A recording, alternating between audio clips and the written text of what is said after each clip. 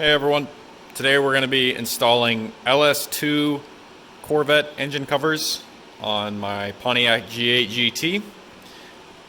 This is the L76 engine, but I mean it's basically LS2, so I figured why not put these engine covers on there, make it look a little nicer. I don't know how difficult of a job this is going to be, so we'll see how this goes. The only thing that I've bought so far for this is, I'm going to call these studs, but basically these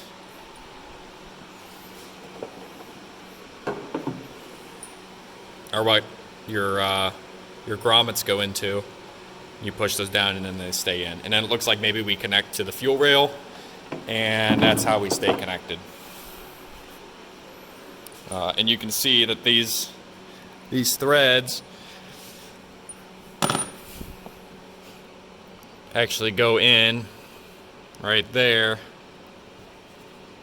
and they fit perfectly.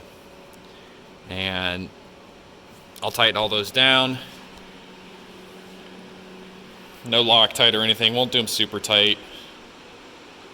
And we will see what it takes to put these engine covers on. I'm kind of worried about these coolant hoses.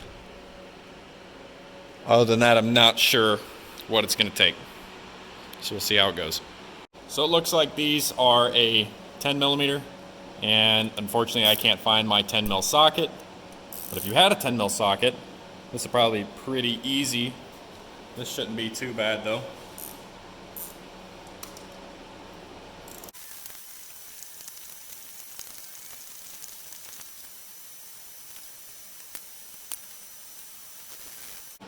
Okay, those went on very easy. I just went a little bit past hand tighten with them. I don't think there's any need to tighten those down real hard. But let's see how these covers fit.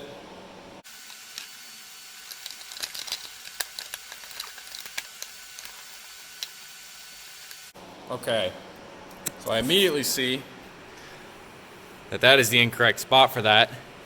And the right spot is that right there. There's another threaded hole there. And I'm guessing it's the same on this side, maybe. Or maybe not. Okay, so we'll swap that out. We'll see if we can get that cover on.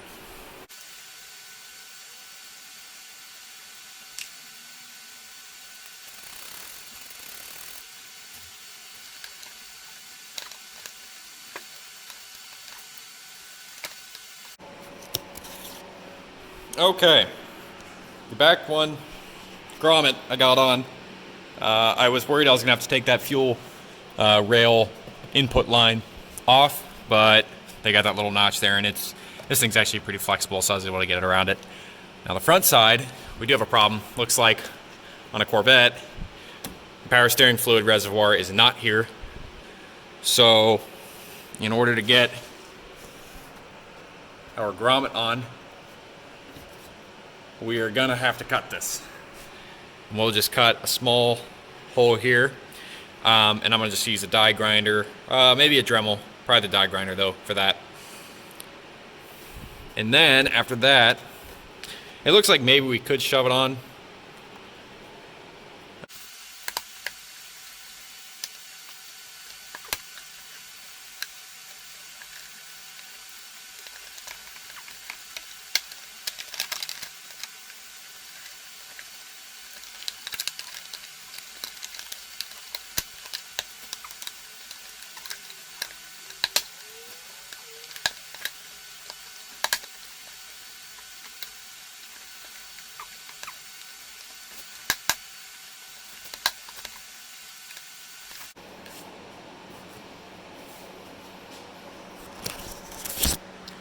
Okay, after more closely investigating if I actually needed to cut that up or not, you do not.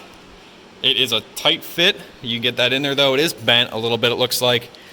But it all fits actually like it's supposed to. Now, let's look at this one. Hopefully it has it. There's connections. Yeah, this one's got it too.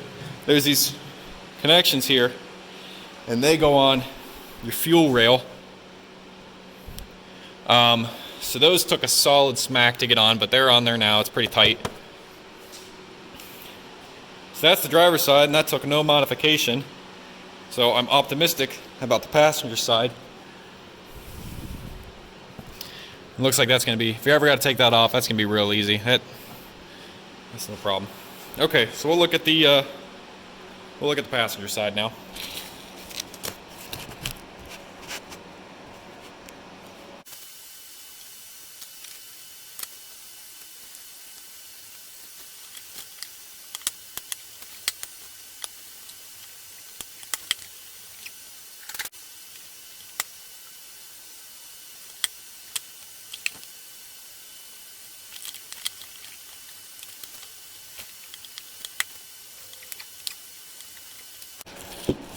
Okay, I think I may have found the problem. I took the HVAC heating hoses out of the way because I thought that might be the problem. But what I'm seeing is that my tab here isn't snapping to my fuel rail because I am hitting in these little valleys here. So it looks like we're gonna have to take the die grinder and kind of smooth those out. So let's do that and see how it fits. Safety first.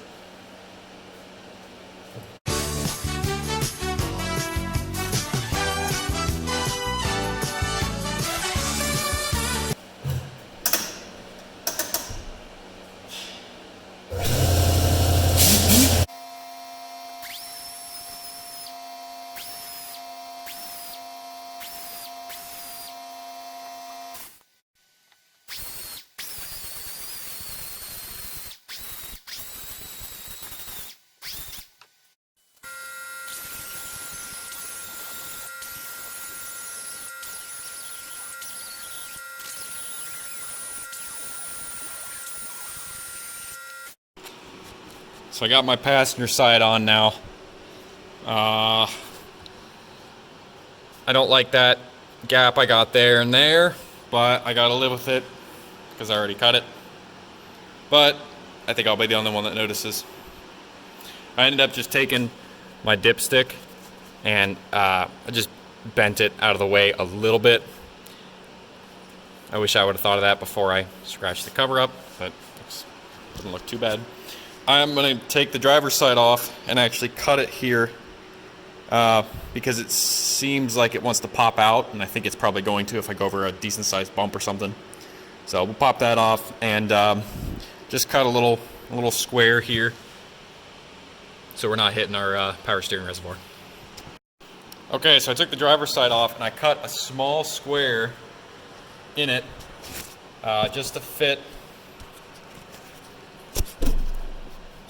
in here, basically right out of this corner. I left a little bit on there so that I kind of liked having it pushed up against here because it held it on a little bit more firm. So I left just a little bit of that corner on there so when you put it down in, it does sit up against it.